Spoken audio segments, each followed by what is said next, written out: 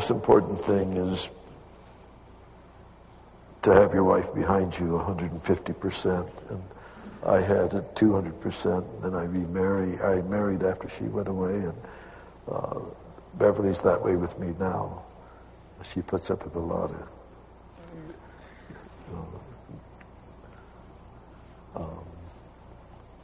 and then Roz puts up with me, but I let them think they're bossing me around, but they're not really bossing. I don't know how to say it, but I don't know how I'd do without Roz or Beverly. They help. They just, and the fellows that work with me are just, they're not my employees, they're my sons, and I treat them as my sons. But I think we have to be kind to one another. We have to understand one another. We have to live together. People say, well, is this a secret? And I don't have any secrets about making furniture. If I can help someone, I tell them how I do it. I know what I do, and I don't know if that answers your question, but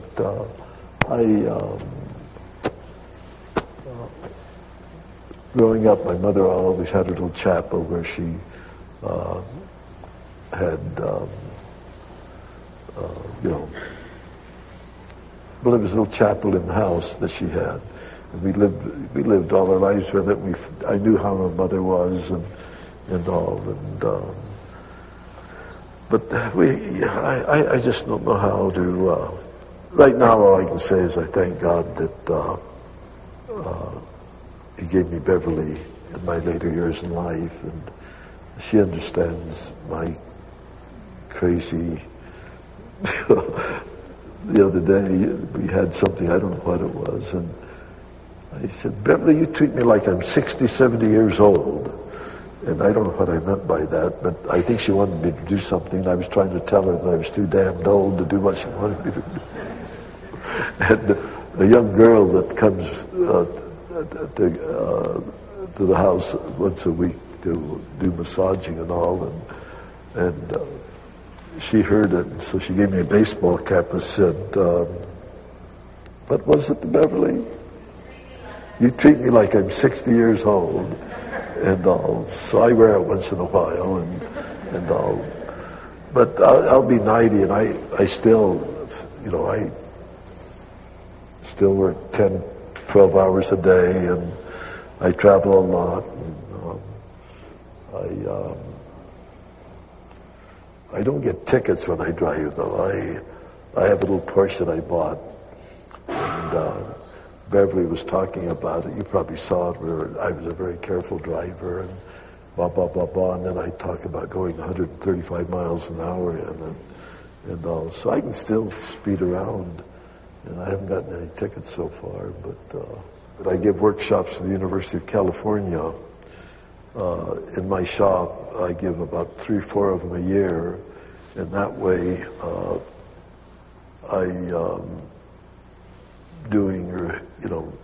passing on what little I know. And then I go to Anderson Ranch that I helped get started about 35, 40 years ago. And Fried and I set up a scholarship fund. We give about 20 scholarships, 20, 30 scholarships every summer. And then when she went away, I set up another one. And that one is for women only, that pays travel, room and board, tuition, materials and all. And that's worked out very well. And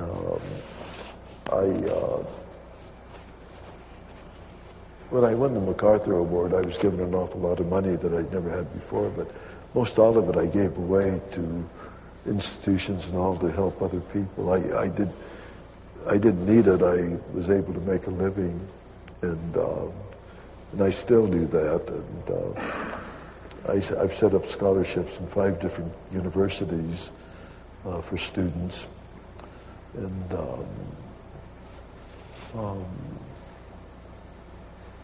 I'm doing what I'm doing now is sort of what I've always done. I don't have to. I can stay home and make a piece of furniture, but I like to share what little I know with others. And I think that it's appreciated. I don't know. I think that what we do is a gift of God, and I think that sharing it with others is what we're supposed to do. You know, I remember one person, a woodworker friend of mine, said, "Well, it's a secret. I can't tell you." It wasn't to me; it was to somebody else. And I thought, "There's goodness, making furniture isn't a secret. It's just a lot of hard work, you know." Well, this is what I've done. I'm not going to glue the other side on because I'm only going to put this leg on and this leg on, and then I'll let you guess how I do the rest of it. You know. But here now, can we have? I know what I want to do. I want to cut this right here.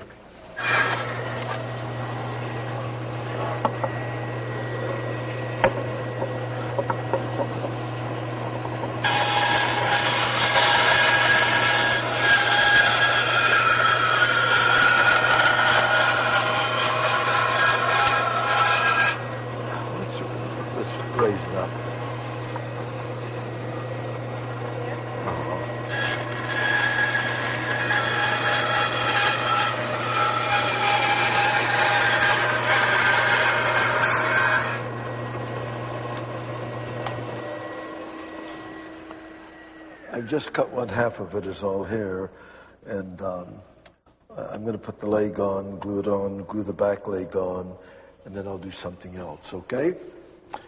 If you want to know how I do anything, just ask me and I'll try and do it, okay?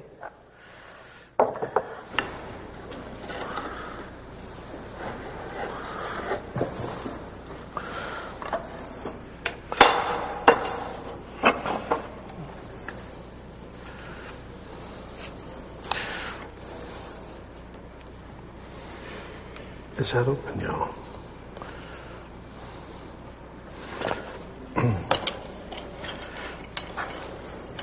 Then if you cut me a couple little pieces about that long, about like that, okay. That I can use for clamping, okay?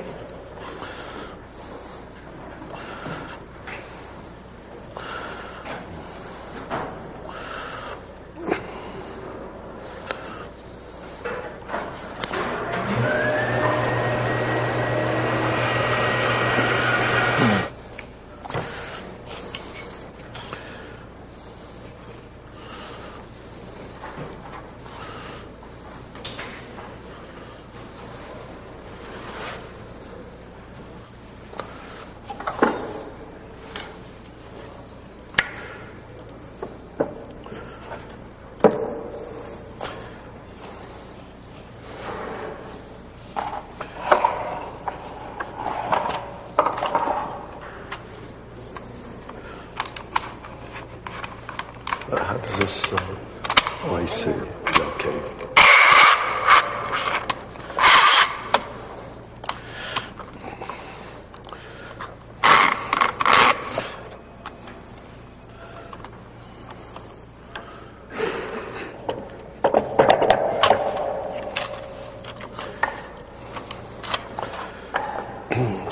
Put this right over about like that so I don't, and then put it on the side like this. Let's see, maybe a little bit like that.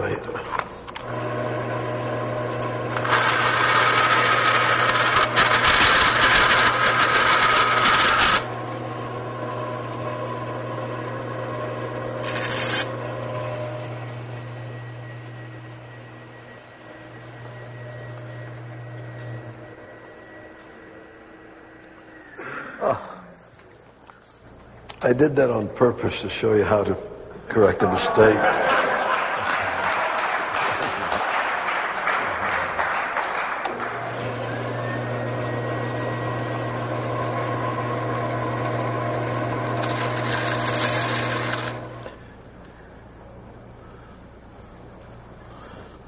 You have a small hammer that I can...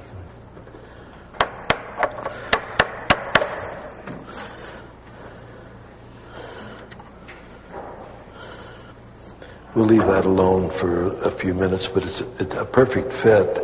And then I'll take the clamp off and I'll clamp the other. I'll have the 2 legs on, and I drilled the hole before I put it on, and then this arm will come in about like that. And do you have any questions you'd like to ask while we're waiting? Yes. Sam, how do you finish the underside? It looks like a flat panel across, but how do you contour? Oh, the seat looks like this.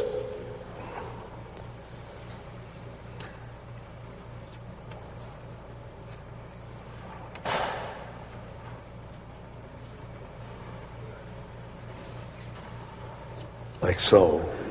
And then where that fits, I take all the wood out of this, round it off, and then on this, I round this all off before I put it on, but that's about a 1 inch round. The back of it will be like this, like that. And then on this here, I take my disc sander, and you see here, this is just flat, flat, flat, and flat. I round this off, and I round this off that way.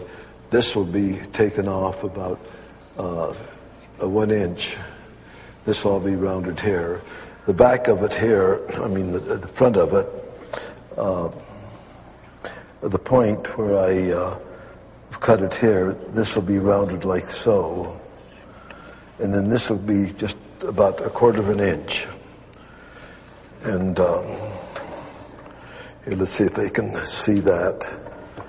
Can you see this here?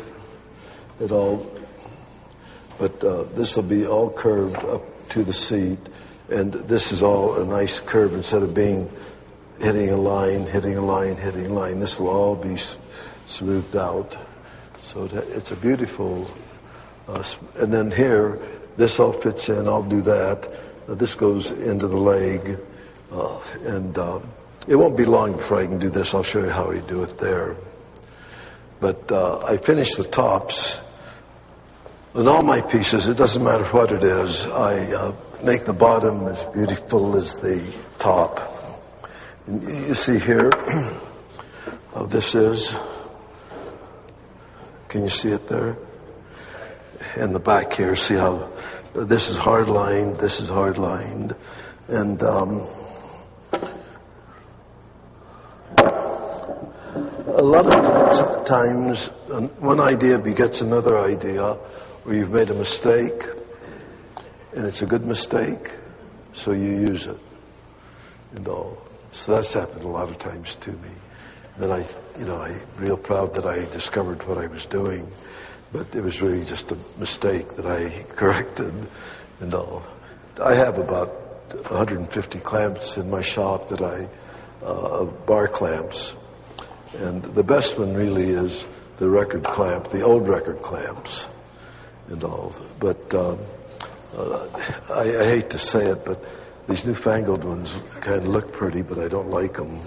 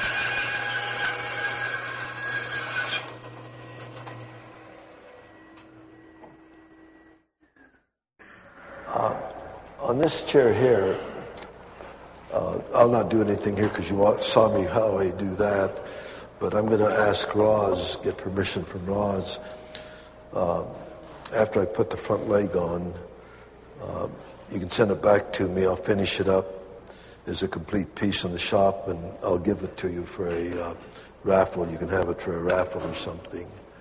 And all. Is that okay? All right. Roz said it was okay.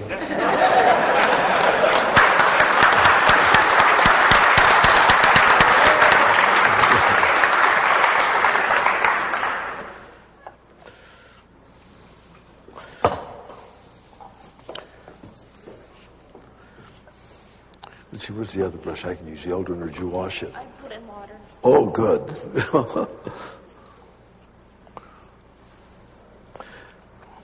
I'm going to have to do a little adjusting on this, I know, but after it's glued together and we take it apart, we'll let it stand up for about an hour or so, and then I'll work on something else. Loose, isn't it? Mm-hmm. It's slipping off of that corner. I'll just take this thing here. And then,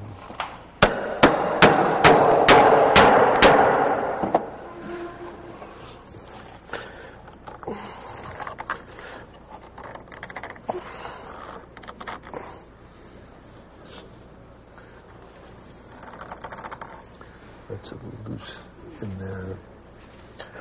No, that's all right. Yeah.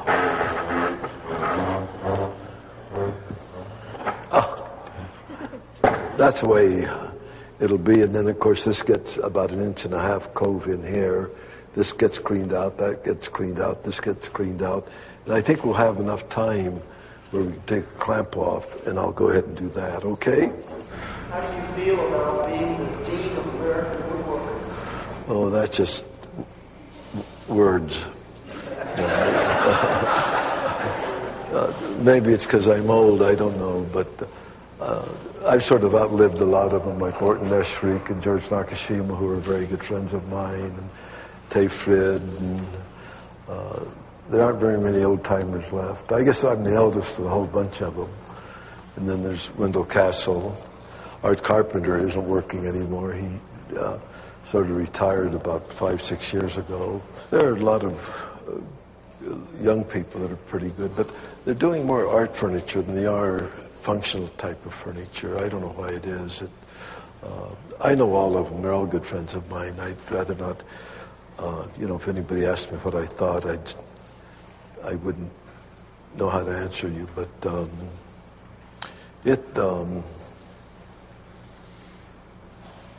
there are more people working in wood now than ever before, which is great, and all. And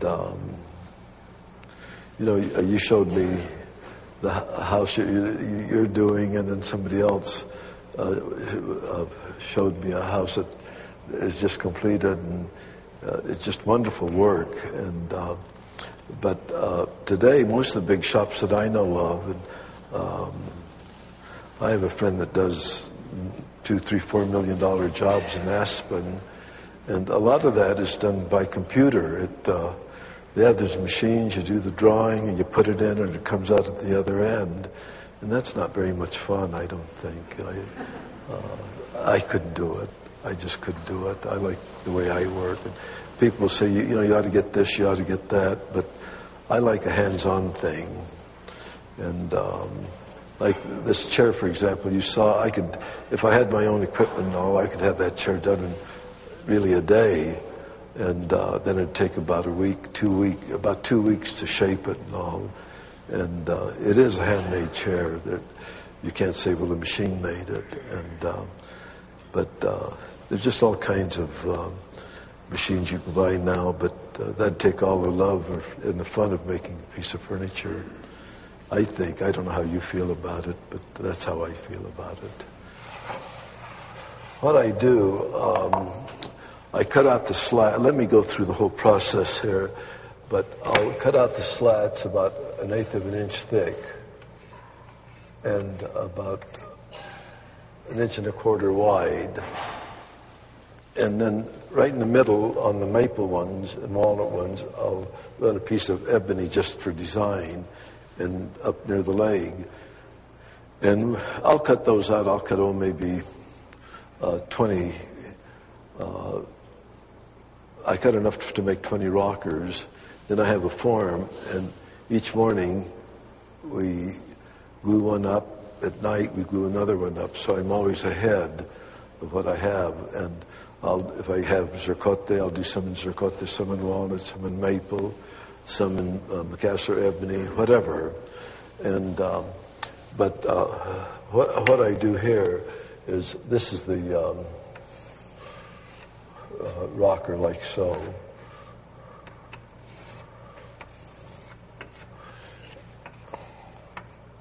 And then the rocker comes in about like so. A lot like that. And the reason that I have that little tail end here is, I noticed I sat on a Thonet rocker once, and you can tip right back or you can tip forward.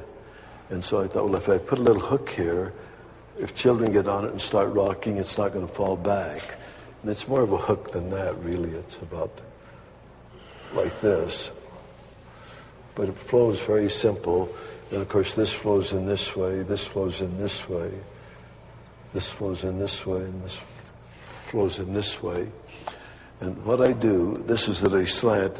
I make them so that they go in this way or straight. And I drill a hole here, I drill a hole here, just like I did on the leg. And I hammer, and then I leave quite a bit of space. I'll make this about this wide.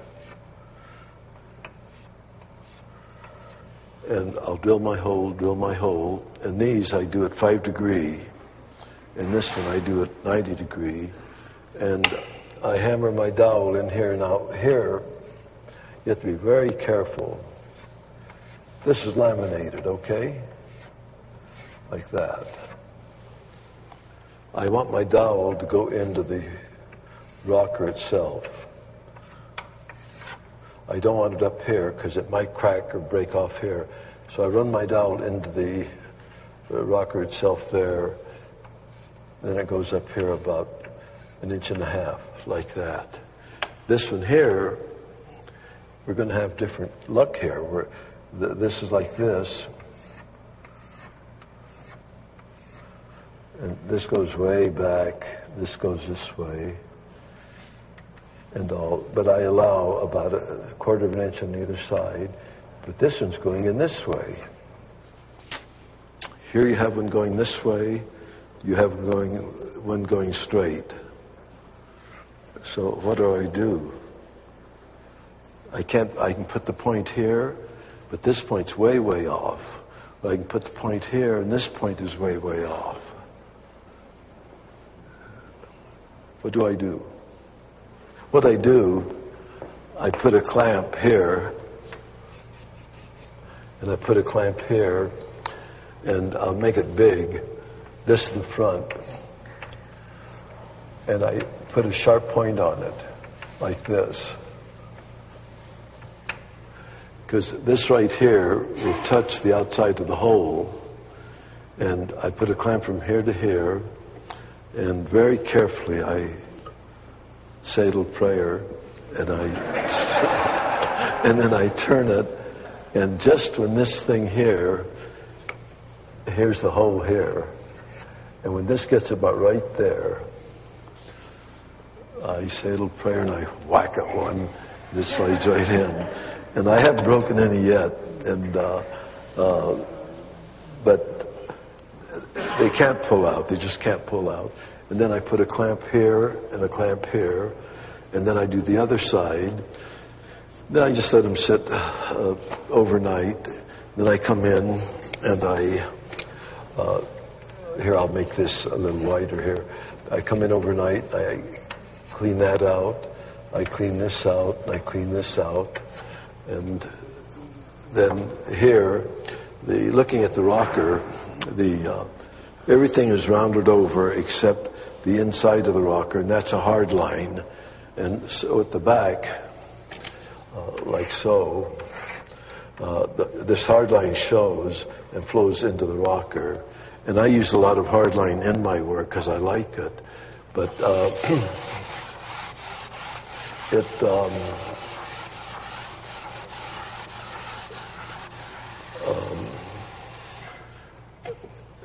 I'm going to make it a little larger here.